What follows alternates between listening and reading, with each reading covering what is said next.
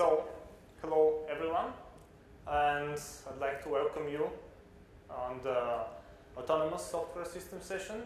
I'm very glad to see you here today in the most difficult part of the day, which is immediately after lunch, and hope that you will overcome the problems that we usually have after having eaten something. And I'll try to make this presentation interesting.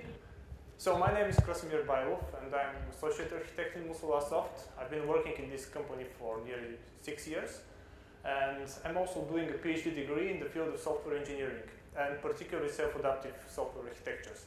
And today's topic is very closely related to what my research interests are. I will try not to make this presentation as theoretical as this subject is. I will try to make a balance between theory and practice, and hope that you will enjoy this session. Before we start, just to get a feel of how you find this session, how many of you have any idea of what autonomous software systems are? Okay, few of you. Hope that at the end of this session you will have a better knowledge of what this thing is, how we use autonomous systems, and how we reason about them. And before we go in details, we'll take a look at an example, just that you get a feel of what autonomous systems are.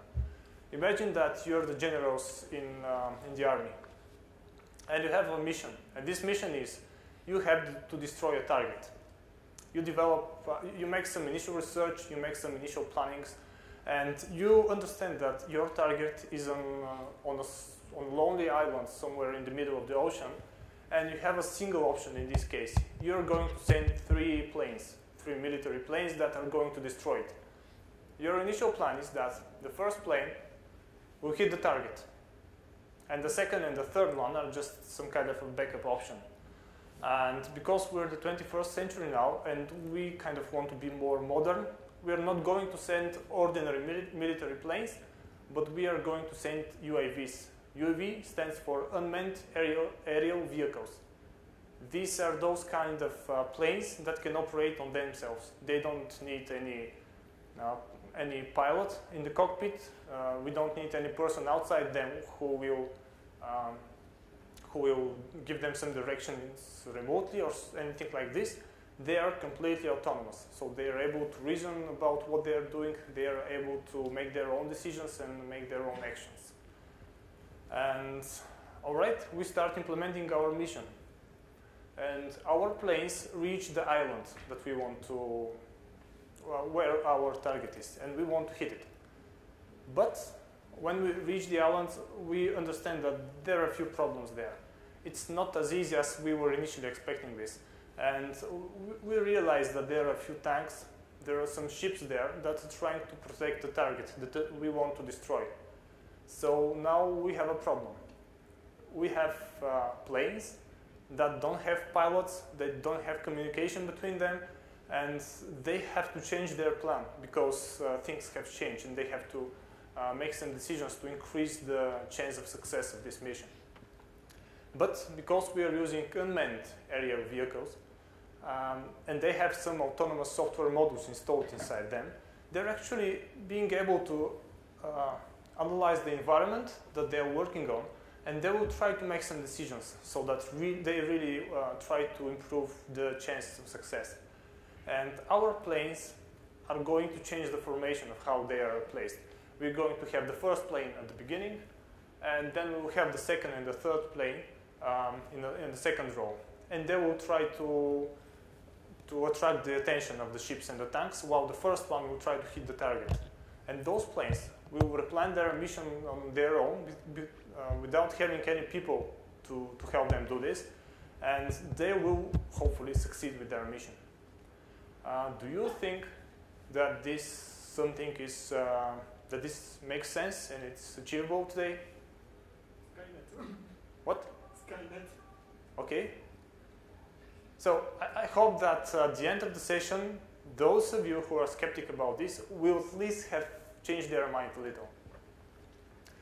What are we going to take a look at the rest of this presentation? we'll take a look at what are the modern problems that we face today and how autonomous systems actually help us overcome those problems. Then we'll take a look at some design principles that we use when we want to build some autonomous systems, and basically how we need to reason about those kind of systems. We'll take a look at a case study, which is basically a project that I'm working on currently. It's a kind of primitive autonomous system. And at the end, we'll take a look at some of the future steps of research and development in this area. So, what are the current problems that we have today and how autonomous systems fit in this? There are many problems. I believe that if I ask any of you, we might have at least 10 or 20 or even more problems that we have today. But based on some industry reports and based on my own experience, I would point to major problems that we have today. And this is complexity and evolution. So we are developing more and more complex systems today, and they're evolving more and more rapidly than they used to before. When we talk about complexity, the systems that we develop today are much, much more complex than they used to be a few years ago. And today we rarely happen to talk about single systems, but more often and often you will hear people and developers talking about system of systems. And a nice example of such system of system is the GPS, Global Positioning System, where if you want to get the coordinates of where you're located, there is some complex system that will get some data from the satellites, that will get your coordinates, try to parse the data that they have and understand where you are, which is a single system. But each of those satellites that we have around the Earth is another separate system, which is also very complex. They usually have thousands or even millions of lines of code. And this is very, very common today, that we'll have such combinations of systems. What's more, we have a very rapidly growing number of devices that we use today, and it's kind of a challenge for us to handle with this. What about evolution? Today, software requirements are changing so rapidly that it's very likely that what you develop today will be outdated in the next months or even weeks. So we have to respond to those changes, because the change and the evolution that we make is actually the factor for the success of our business. And we need to respond as quickly as possible for the changes that we need to face. Here comes a natural question. Can't we solve this growing complexity problem? Isn't there a way or some tool or some techniques that we can use and practice so that we actually provide some solution for handling with the complexity that we deal with today? And there is such thing. It's autonomous systems. I'm not going to say that they're a silver bullet. They're not the only means. They're not something that will solve our all of our questions. But it's something that at least is reasonable to think about, and it's a very promising approach towards this problem. Autonomous systems were introduced initially in 2001 by IBM's vice president, which is named Paul Horn, where he introduced the IBM's Autonomic Computing Initiative at the conference in Harvard. And the basic concepts that we need to keep in mind when we talk about autonomous software is that these systems are able to operate on their own. They're able to analyze the environment that they work on. They're able to get some feedback using some sensors, and they're able to make some decisions and play some actions there. And most importantly, in most cases, it's not required that there is any human to tell them what to do. They just need to be set some high-level goals of what they need to do it, and from that point on, those systems will take care of everything else. If you take a look at this robot here, it's Curiosity that we have on Mars, and you just need to set this robot some high-level goals. Like this week, I want you to search for, let's say, oxygen or some life evidences. And from that point on, this robot will walk around and will try to search for different evidences. Whenever this faces some obstacles, some problems, it will try to solve them itself without having any person to tell it what to do. And when we talk about self-management aspects, There are 4 things that we need to consider. Basically, these are 4 different views that we can take a look at autonomous systems. And we're going to name them as self-configuration, self-optimization, self-healing, and self-protection. Self-configuration systems are the ones that we need to set some high-level goals of what we need to achieve, and those systems will change some of the configuration parameters of the entire system so that we meet this goal. In this case, you can imagine a very complex database where we want to achieve some high availability, some redundancy, for example, some security, and so on. And this database will set its configurations in such a way that it actually fulfills our goals. Then, self-optimization, those kind of systems that are monitoring their work all the time and try to find some weak points, like if something is working slowly or if something is not secure enough, and we'll try to think of some strategy or some ways of what we can change so that we make our system work better.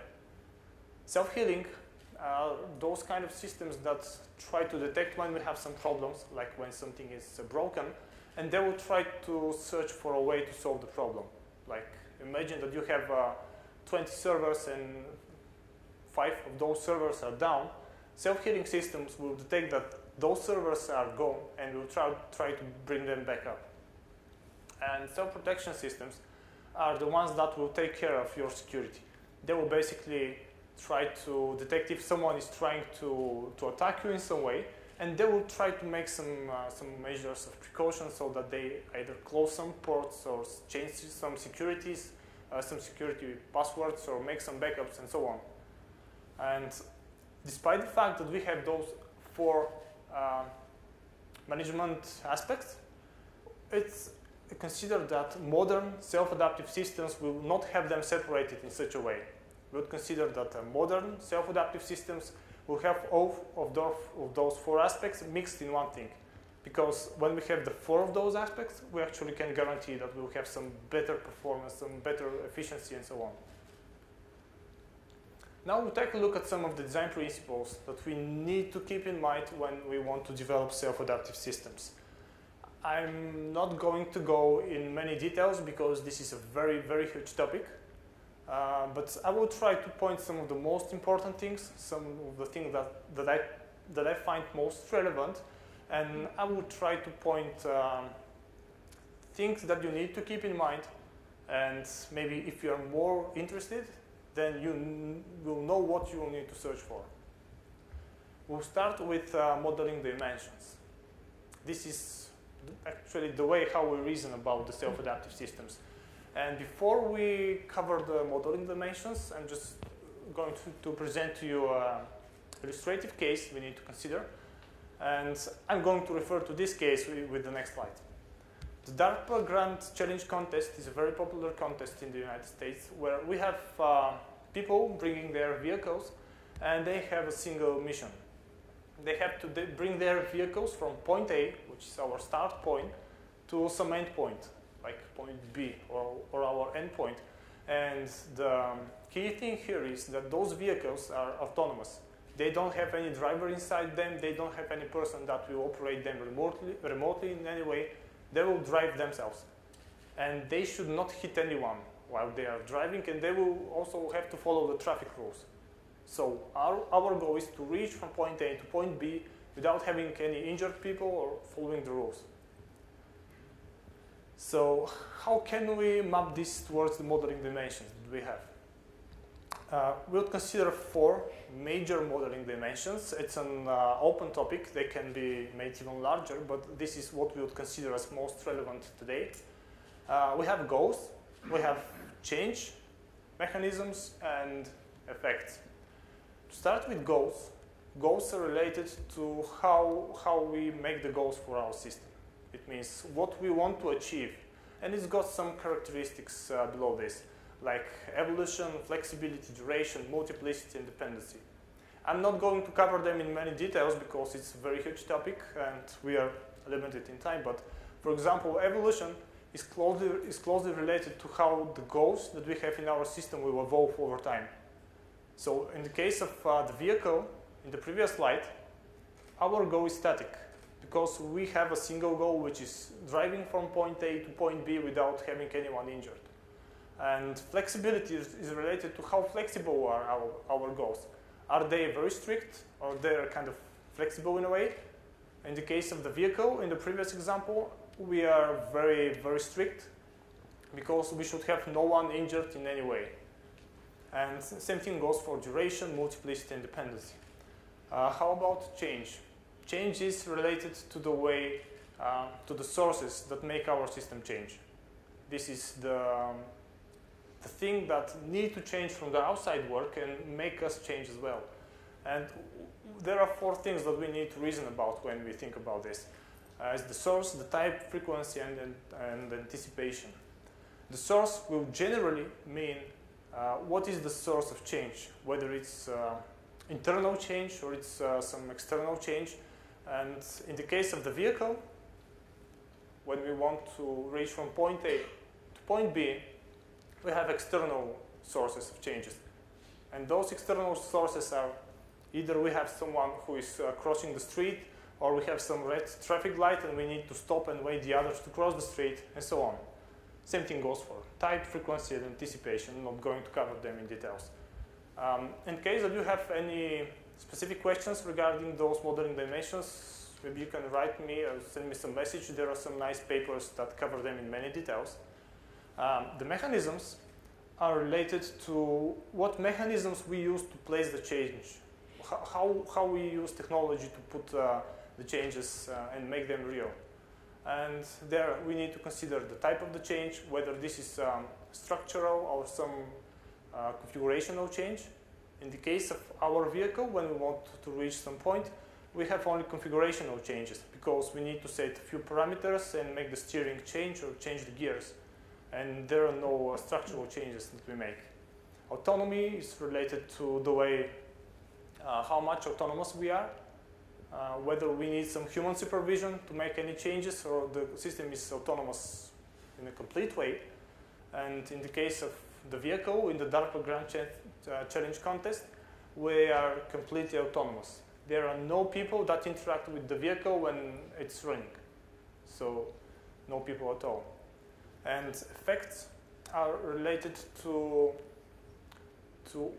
when we have placed the changes, what are the result of those changes?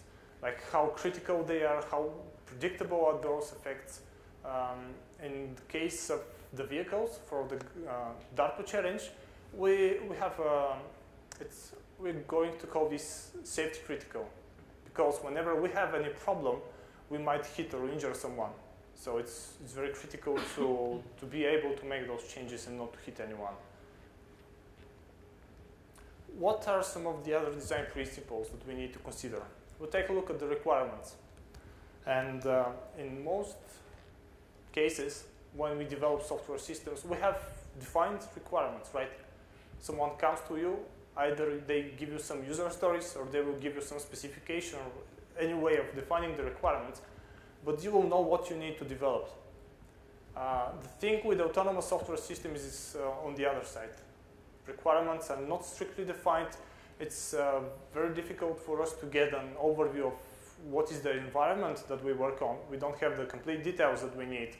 And basically, if you want to imagine how a system sees the world around itself, you can take a look at this picture. It's not, the quality is not bad because of the picture itself, but it's because it's blurred. This is how autonomous system will in most cases see the world. They will see only few things that they need to know, and usually you will not have enough sensors to know every kind of information that you may need. In this case, you will know that it's night outside. There is maybe some lake. There are a few houses there, and maybe that's all we need. And that's how autonomous systems will feel. Another problem that we have with requirements is that they evolve over time. And we need to place the changes of requirements at runtime without having the system go down. So we should have no downtimes while the system evolves itself. And another problem that we have with requirements is the formalization. Today, we are used with using requirements that are defined with sentences, like you must do this, this, this, and this, but it's hard to tell a system what to do. And we should think of some way where we define requirements in a more formal way. And another thing that we need to consider in this case is when we have those requirements, how we need to map them to the functionality that we have, and then how we can verify that the functionality that we have actually meets the requirements. If we try to make a parallel between the traditional software systems and the requirements in self-adaptive ones, we can say this. In traditional software systems, the requirements will sound like the system shall do this. While in the autonomous software systems, the requirements that we set against this system might be more flexible, like the car might stop when it sees someone crossing the street. But if the car cannot stop when it sees someone crossing the street, at least it can try to reduce the speed so that we rely on the fact that the person opposite the car will try to make some actions and reduce the injuries. What are the engineering principles that we have with autonomous systems? Here we'll take a look at some of the basic principles that we use, and this is basically the foundation that the entire field of autonomous system lays on. And this thing that you see here on the screen is what we call autonomous control loops. And those loops are actually, for those of you who are familiar with Scrum, for example, you could map this to the sprints in Scrum that we have. They are very closely related, and they basically have the same goal. And those loops consist of four subphases. First one is called collect. And in this phase, we want to get information. We want to get as much information as possible from the outside world. We want to get some data. What's the performance of the different services that we work on, or maybe what's the color of the traffic lights, and so on. And when we have enough information, then we need to analyze it. In the analyze phase, we want to get this data and try to see whether we can map it to some models and try to map it to something which is familiar for us.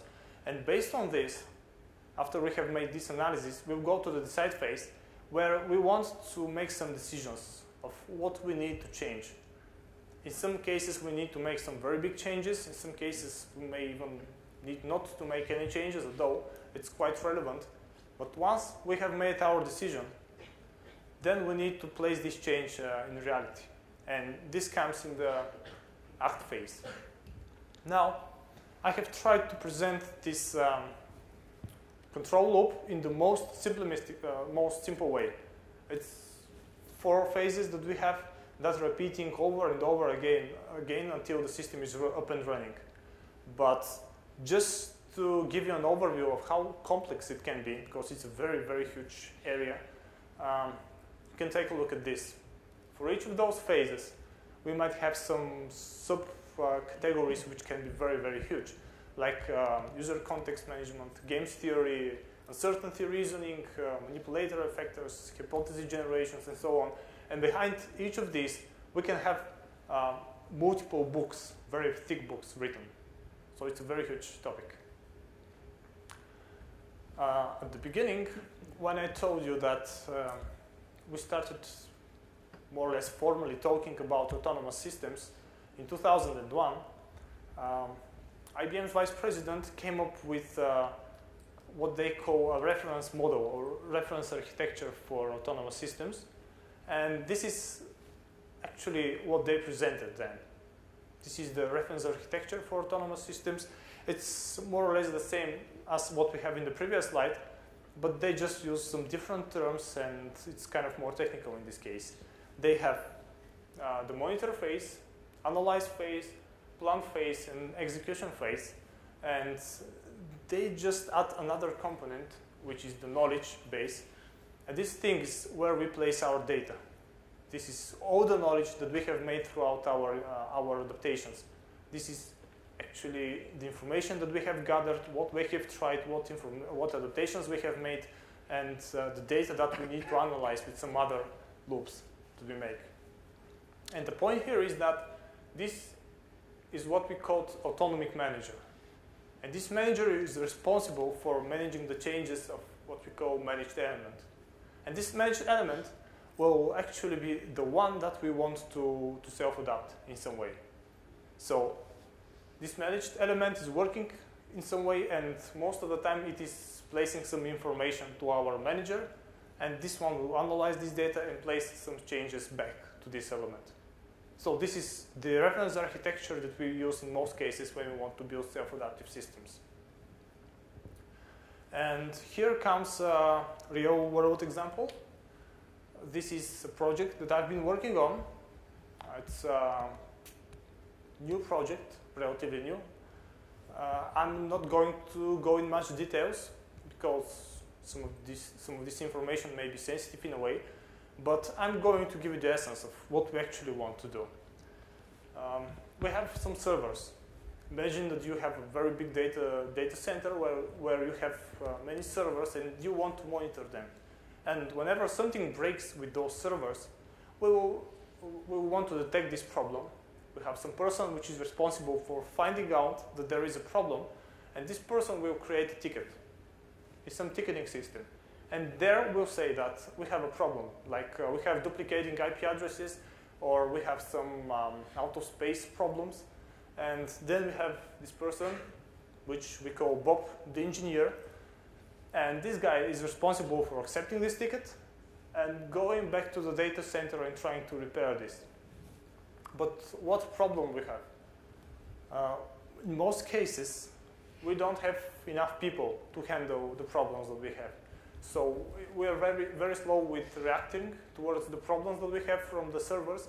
And what's more, it's very expensive for us to pay so many people that they go there and repair the different problems. And how do we want to improve this? We have made a change in this case. So we have our servers here, and we are monitoring them constantly. But in this case, we don't have a single person or a group of people, but we're actually having an automated system which is responsible for monitoring the servers that we have. And this system is monitoring them all the time. Whenever something fails, or whenever we have a reason to think that something might fail, we'll detect this and we'll send a ticketing message to this system. This thing goes through this place, which is basically our framework, and we will understand that there has been a problem. We'll open the ticket in the ticketing database that we have, but in this case, we are not going to assign this ticket to a person, but we'll try to solve this ticket ourselves. And by ourselves, I mean the system will try to solve it. So we'll check here whether we have a solution for this problem. We'll check what are the symptoms of the problem, and then we'll try to make some actions, analyze the problem that we have, and what actually we can make to the servers so that we fix this problem. For example, if we have some duplication IP problem with the servers, we'll try to see which are the servers that have the same IP addresses, and we can either reassign the IP addresses or maybe restart the network or whatever, but it's what the system will take care. So it's kind of a self-healing approach in this case. And you maybe will say that in some cases this system may not be able to solve the problem. And you are right, because systems are not able to solve absolutely everything. And in this case, our autonomic module will actually realize itself that it cannot solve the problem, and then it will reassign the ticket to some human being who is more creative, being to reason more in a better way, and will try to solve the problem themselves. And reaching close to the end of this presentation, what are the next steps in research and development in this area? It's a very huge area, as I said at the beginning, and it's very hard to say how it will move in the next years. But there are a few things that we need to consider for now. First thing is decentralized architectures. And in most cases today, we try to build systems which are centralized in some way. We have a single agent which is responsible for the adaptation of the entire system, but it's more and more promising that we think about decentralized approaches, like when we have 10 agents that are able for the adaptation of each of the different components, and then we have a problem with the trade-offs in these cases. It's easy for us to think in this decentralized way because it's more scalable, it's more reliable in a way, but it's more difficult also to do it. And we also have those trade-offs problems that we have, because when you want a module to make improvements in the, let's say, security, this might affect in a negative way the performance of the system. So we need to think of how we can make the balance between the different things like security and performance. And it's a very, very big challenge for us. Also, it's very nice if we can think about adaptation predictability. Can we predict that something might happen in, let's say, 2 weeks, and can we make some changes to our system in advance so that we are not reactive but proactive? There are already some research and some implementations of these approaches, but still this is a very huge topic to think about. And also practical runtime verification and validation. And this is the case where we want to make sure that what we have developed is actually close to what we wanted to develop in this self-adaptation. Just imagine that you have a system which is running and it starts evolving dynamically, self-adapting towards the different changes that it has. And can we make this system to verify that it's working in a proper way without having any person to interact with this? So making the system make the changes and making the system do the validation and verification. I have put dots here because it's very hard to say what else we can have. Basically, research is like exploring a cave. You enter at the beginning and you see that you have some things to search about, but anytime when you go deeper and deeper, you actually realize that there are many other things to think about. So in the next few years, there might come some new problems to think about. We have reached the end of this presentation. Hope that you find something interesting here. And have any one of you have changed their opinion? Can those planes at the beginning of the presentation, is this scenario more relevant today? It was much used right now. Yeah. Okay. So these are my coordinates in case you have any questions. I believe that this presentation will be uploaded on the website, so you could easily get to it. And if you have any questions that you might not be able to ask now, you can refer to me. Okay, first questions. Well, I'm closer to the mic, so I'll take it. 2 questions, one theoretical, one practical.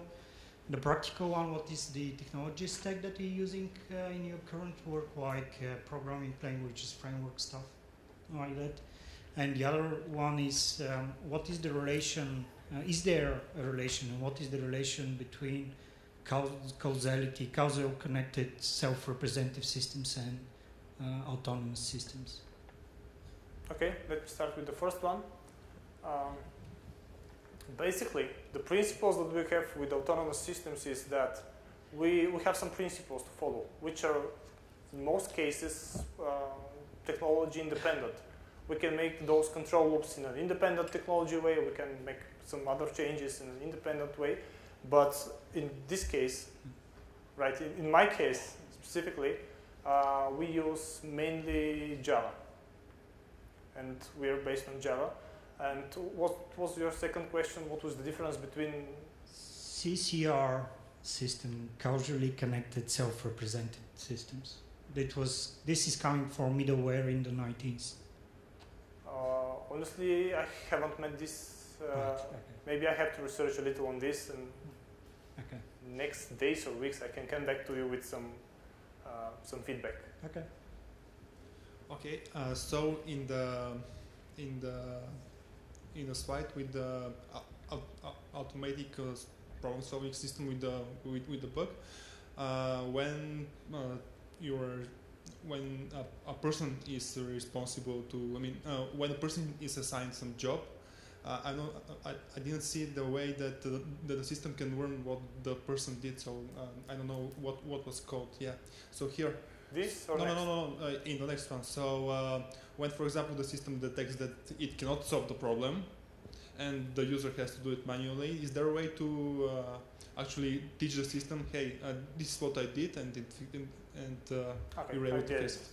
You mean is the system able in some way to Yeah. learn from what the person naturally. did and try to automate it? Currently, we don't have this because we try to make those automations manually.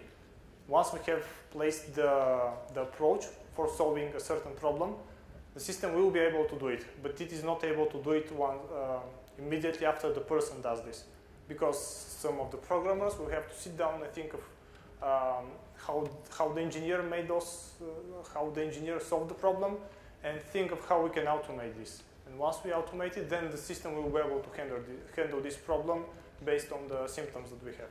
But currently, this thing here is not able to learn based on what the person did. I'm sorry to have to speak on the micro there. I don't see objects in the modeling of the dimensions.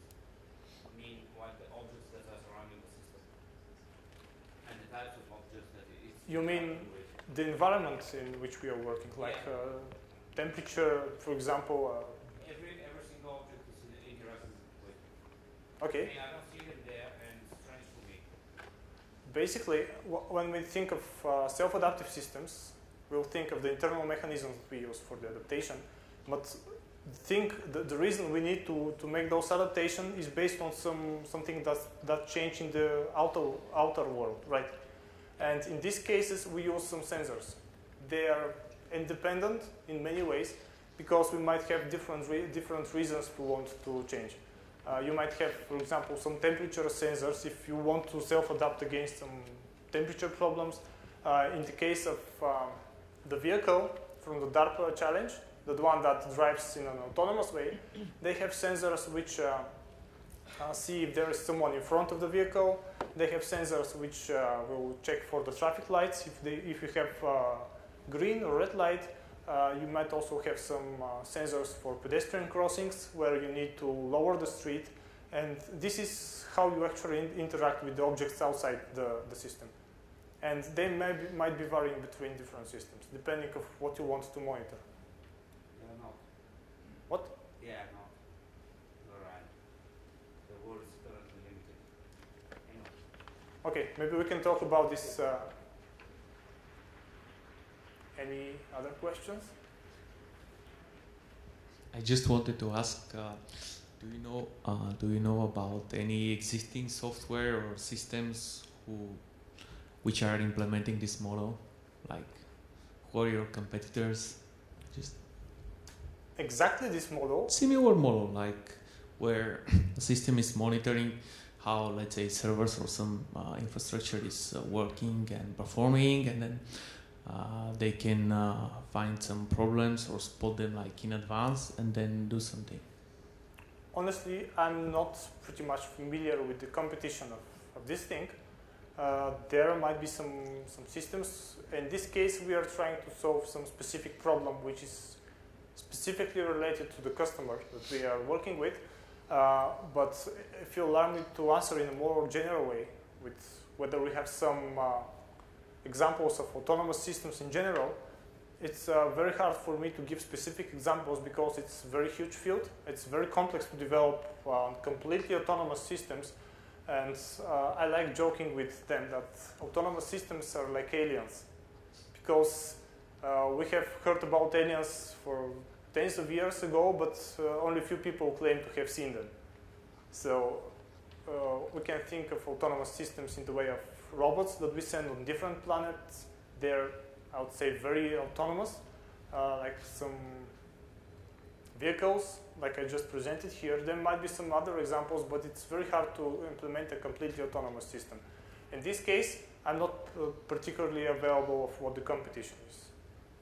And like a side questions, what is your opinion on this implementation of autonomous cars by Google, which they claim is like production ready and everything? Honestly, I haven't gone in much details with this. It's not that hard to make I mean, based on today's knowledge that we have, it's not that hard to make those vehicles drive themselves, but there are some other things that we need to consider, like what happens when this car hits someone? Who is the one who is responsible for the accident? Is it the developer who made this? Is it the one who owns the car? Is it someone else? And there are some other things that we need to think about. So basically, this whole idea opens like a whole new world of questions about who, why, and so. Yes, we are advancing, and anytime we came up with something innovative, actually there are many other questions that we need to answer before we make it either productive or make it available for all people. So it's still under development. We have some kind of semi-autonomous systems that we can bring out today, but if we talk about completely autonomous, then it's we need to think very hard about it. And just like last question, which of any such systems do you consider like the most advanced and the most autonomous? Anything in the world that you've read about or that you know of? Based on my own experience and what Yes. I have read in different papers, I would say that what the military services do is maybe the most advanced, because they have enormous budgets. They have basically millions or even billions of dollars to invest in developing such systems, and maybe the robots that we send in space, I would say that they're one of the most autonomous things that I have read about. But that's mainly because of the budget that they have and the experts that they have there. Any other questions?